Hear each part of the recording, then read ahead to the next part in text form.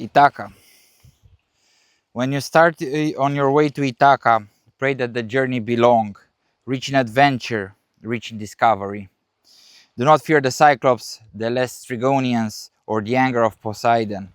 You will not encounter them on your way if your thoughts remain high, if a rare emotion possesses your body and soul.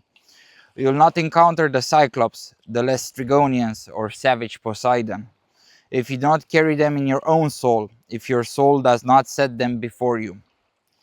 Pray that the journey be a long one, that there be countless summer mornings when with what pleasure, what joy you drift into harbors never before seen, when you take port in Phoenician markets and purchase their lovely goods, coral and mother of pearl, ebony and amber, and every kind of delightful perfume. Acquire all the voluptuous perfumes that you can, then sail to Egypt's many towns to learn and learn from their scholars. Always keep Ithaca fixed in your mind. Arrival there is your destination. Yet do not hurry the journey at all. Better that it lasts for many years and you arrive an old man on the island, rich from all that you've gained on your way, not counting on Ithaca for riches. For Ithaca gave you the splendid voyage. Without her, you would have never even have embarked. She has nothing more to give you. And though you find her poor, she has not misled you. You having grown so wise, so experienced from your travels, by then you will have learned what Ithacas mean. You've just heard Ithaca by C.P. Cavafy. He was a modernist poet, an early modernist poet. He lived exactly for 70 years, from 1863 to 1933.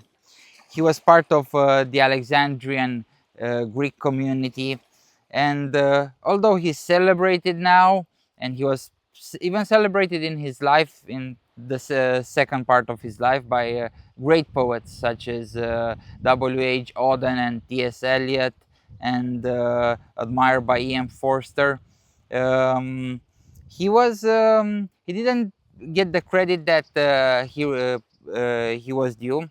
He didn't receive the credit that he was due, but I think this was a bit by design, and he was okay with it, because he didn't try to publish anthologies. He privately printed most of his works. Um, some appeared in journals here and there, but he was very careful with his work and how he indexed it and organized it. And when he died, his exegetes and critics, found a very well put together body of work. Not only an archive, that was spread around, but a body of work that was well organized, and that shows that the man was aware of the legacy that he will leave. He cared about his legacy. He wasn't just like I write for myself kind of poet. No, he wrote for an audience, but he knew that his audience was going to be in the future.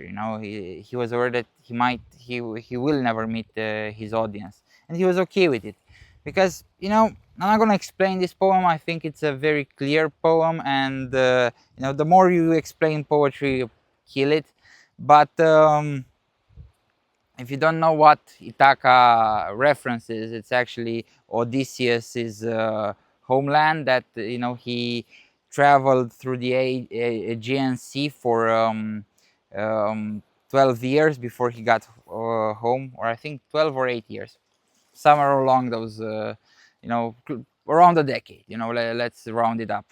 And this is an reinterpretation, because for Odysseus it was a curse. It was a curse for helping the Greeks win against the Trojans in the Trojan War, and for killing the Cyclops, which was one of Poseidon's son. Poseidon actually made Odysseus get lost for around a decade on the sea, which isn't that big a sea. It's right behind me. It's I'm right now in Alonissos, Greece, and Behind me is the Aegean Sea. And the beauty of literature and poetry is that we can reinterpret it. So what for Odysseus was a curse, Cavafy makes us see it as a blessing. And maybe we needed our eyes opened by Cavafy, because we live in a society that encourages achievement, to a toxic level. Like Forbes has all those, 30 to watch under 30. And if you look back at the ancients, like let's say at the ancient Israelites, if you were under 30, you're basically a minor. You weren't a full man.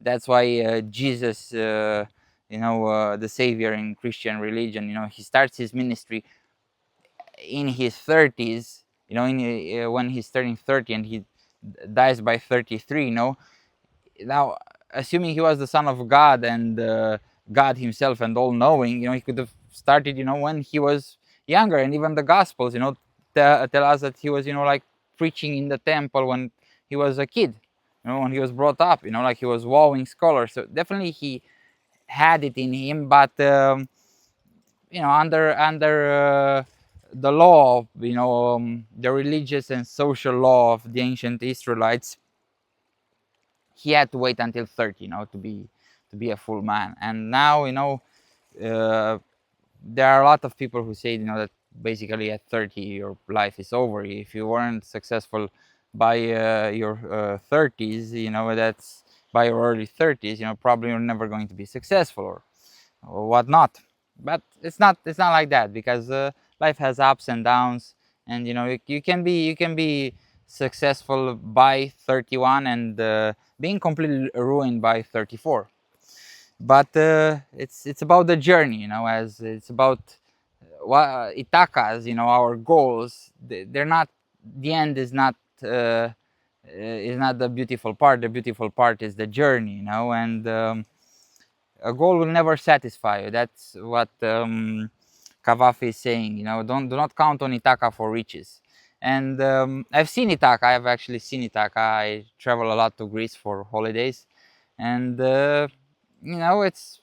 it's not that beautiful of an island, as compared to other Greek islands. It's beautiful, obviously, but you know you read like the Odyssey and the Iliad, and like you watch Troy with Brad Pitt, and like you imagine this epic, like city states, but they were basically glorified camps, in a way, glorified villages.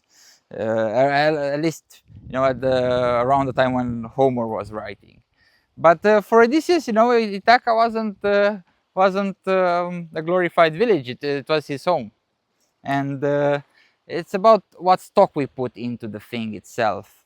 But the journey, is what matters. It's a universal human feeling. If you're watching, literature channel, then probably you already know, and you're already in agreement with me. And before I leave, I'll have to ask you to like, subscribe if you want more. More literature content, literature that lingers. This is what the Nether Street Blues channels is about. Share it with other people that love poetry. And thank you very much for watching. And I'm gonna leave you with another short poem by Cavafy, which this edition puts it right next to Ithaca, and I think that's definitely an intention. So it's called "As Much as You Can." As much as you can, if you cannot fashion your life as you would like, endeavor to do this at least. As much as you can, do not trivialize it. Through too much contact with the world, through too much activity and chatter, do not trivialize your life by parading it, running around displaying it in the daily stupidity of cliques and gatherings until it becomes like a tiresome guest. So yeah, keep sailing for Ithaca, the Ithaca in your own soul.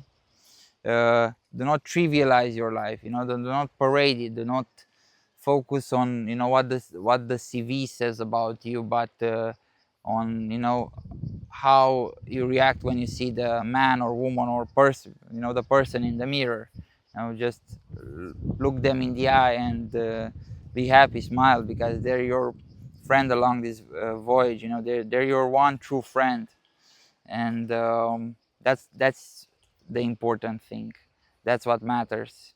The interior life, because all the Cyclops and Lestrygonians and Savage Poseidon, they're in our soul. And this was a beautiful thought that a friend of mine shared when I sent her my previous video on Cavafy and my previous video on this channel called "Waiting for the Barbarians." That's the name of the poem. Beautiful poem. Check it out.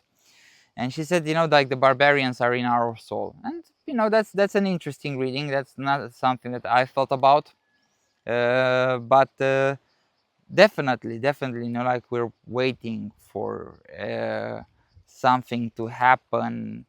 That like there's a need in us, that wants something to happen. Like like we encountered Poseidon and the savage Poseidon and the Lestrygonians and the Cyclops and all the monsters and everything, because we're bored sometimes, and we're bored because we've trivialized our life, because we have this tiresome guess this, or as like I found another translation of as much as you can is noise burdensome hanger on, like, and he's boring us and like we say, like when is that Cyclops coming, and it's going to it this this annoying person that we've created, and let us be reborn. That's the hero's journey, about being reborn. That's what Joseph Campbell, discusses when he's talking about the universal myth, the unimyth. It's there's always descending into the underworld and being reborn. That's in all Greek tales, and in a lot of tales around the world, in a more or less overt way. So yeah, thank you very much for watching. And before I leave, I'm gonna leave you with a shot of the Aegean Sea, and hopefully it will inspire you to set sail for your own Ithaca.